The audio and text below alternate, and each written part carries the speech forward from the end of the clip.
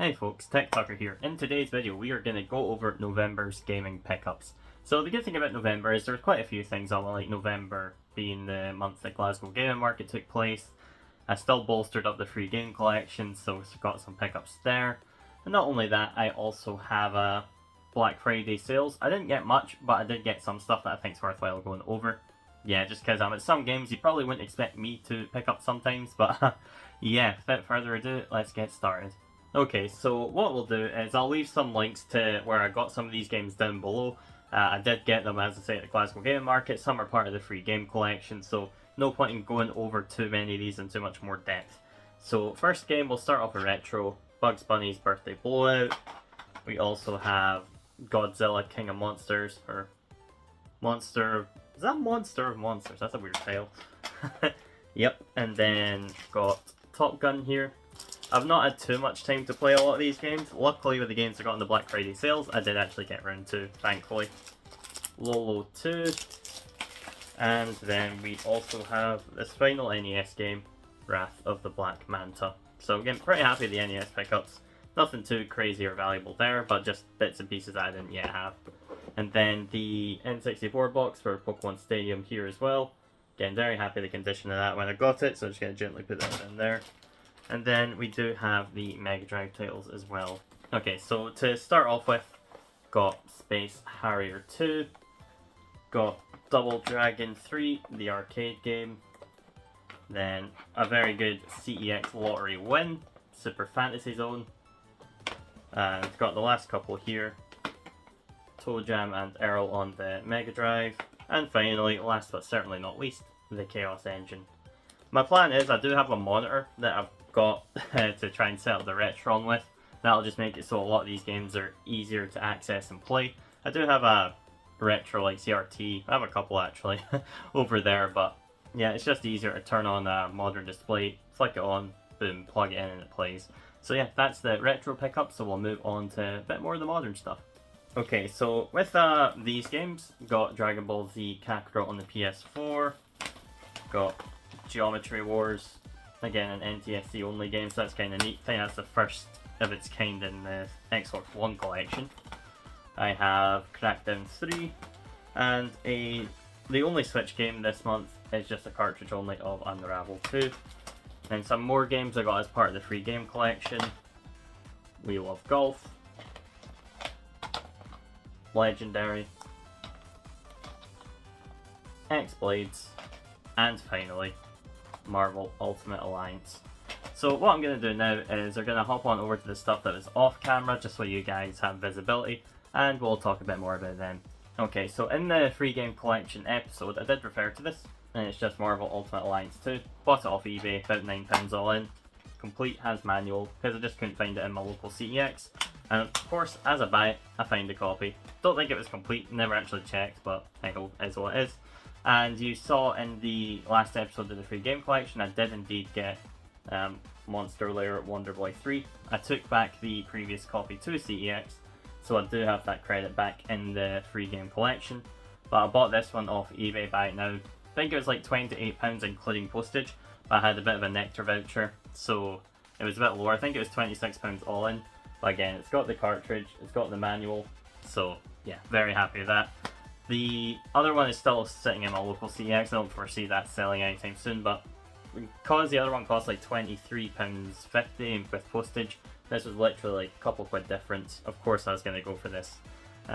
Sometimes CEX you can get good deals, but a lot of that is pending on if the games have manuals or not.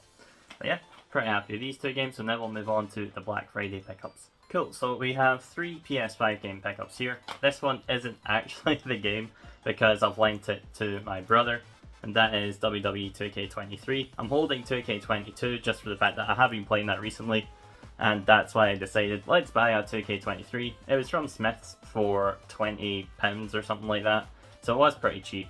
And again, it's just pretty much an upgrade to this version of the game, which already 2K22 I think was pretty solid. And 2K23 is just proven to be that bit more better. We're currently playing me and a couple of brothers are playing the General Manager mode, and it is a good laugh, it's good fun. I am SmackDown, my oldest brother's Raw, and then my other brother is NXT. So yeah, we're having a laugh at that. John Cena's on the cover as well. yeah, there's so much John Cena DLC in that game. It's kind of ridiculous. But yeah, this copy is sealed because it was on PS Plus at one point, so why am I going to open that when I can just play it digitally? This next game came out very recently, and it is Nickelodeon All-Star Brawl 2. Again, I've actually been quite enjoying this game. I sat and played it for about 6 hours or so. Yeah, disc is in here because it's not the most recent game I've played. But yeah, about 6 hours or so. And yeah, really enjoy it. The campaign is as good as people are saying. I think it's actually... I wasn't sure I was warming up to it right away. And then, especially after the first game, it was fun, but it felt a bit more sluggish. But as I got used to it, it is more refined, it is more polished, and that campaign is tons of fun. It's got roguelite elements, it's really fun, and if you are to die during a run, you go back, keep some power-ups, but you get power-ups that are run specific as well. I think it's actually a really solid game, and Argos were selling it for $23.99, while most other retailers are selling the physical copy for £40. And there is not a chance I was paying £40 for what I essentially see as a budget title. Unless £40 is what budget titles cost these days, which I think is ridiculous. But yeah, I'm very happy with Nickel Star Brawl 2. And then the game that I was actively seeking out, probably won't expect it, it is UFC 5. Again, this was out of Smith's for about £40, reduced from like 60 or so. I am playing the campaign at the minute. I think I'm like 14 wins, no losses yet or anything like that. Again, I've got about 6 or so hours into this game. It's pretty much a cut and paste of UFC 4, but they have reworked like the submission system. There are other tweaks and changes, but I didn't play enough of UFC 4 for me to be like, oh, well, they changed X move or X frame data or anything like that. But I know the submission system's been reworked, and it took a little bit of a learning curve to get used to, but after I was used to it, I do find it to be really intuitive, and it is, it's pretty, I would say, accessible is the word, accessible for sure. It is quite accessible, but it's so much easier to just kick people in the head and go for knockouts, in my opinion. I've always been a brawler type with these sorts of games. So yeah, I am enjoying the game. A lot of people are not that keen on UFC 5. As I say, I think it is just because it's so similar to the previous entry, and bits and pieces were removed from the previous game as well. Customization, I think, could definitely be better. I'm not huge on it either. Like, my character does have some tattoos, but like, even I couldn't change some colors in that. Presets were somewhat limited. Yeah, I can see why people don't like it, but I am having fun with the game. I got into it expecting it not too much different because it is an EA Sports game, so it's not like I was expecting to have my pants blown off or anything like that. But yeah, that's my pickups in terms of games. And one more pickup I did get out of the Entertainer. I did get this 9 figure. It was only £12. The Entertainer have been trying to sell these for £18 for some reason when Smiths had them for $15. I wasn't going to get any of the Sonic Prime figures because, again, it's the show with Sonic Boom stuff as well. I've been selling off some of that merch. I just want to stick strictly to like modern Sonic and gaming, the gaming side. But this figure, just all those legs, so many points of articulation. It's just kind of something fun to fidget with. So I was like, you know what, I'll buy him. He's kind of cool. Sits on my desk, and yeah, it's pretty neat. Yeah, that's all my pickups anyways from Black Friday. Didn't get much, but what I did get, I've already been putting to good use. Got a good few hours out of it already. And yeah, I am going to continue to play these games. So if you did enjoy the video, please do like, share, and subscribe. It is much appreciated if you are watching this far. And yeah, got some good video ideas in the coming week, so please stay tuned for that. And of course, have yourself a good one. Thanks, and goodbye.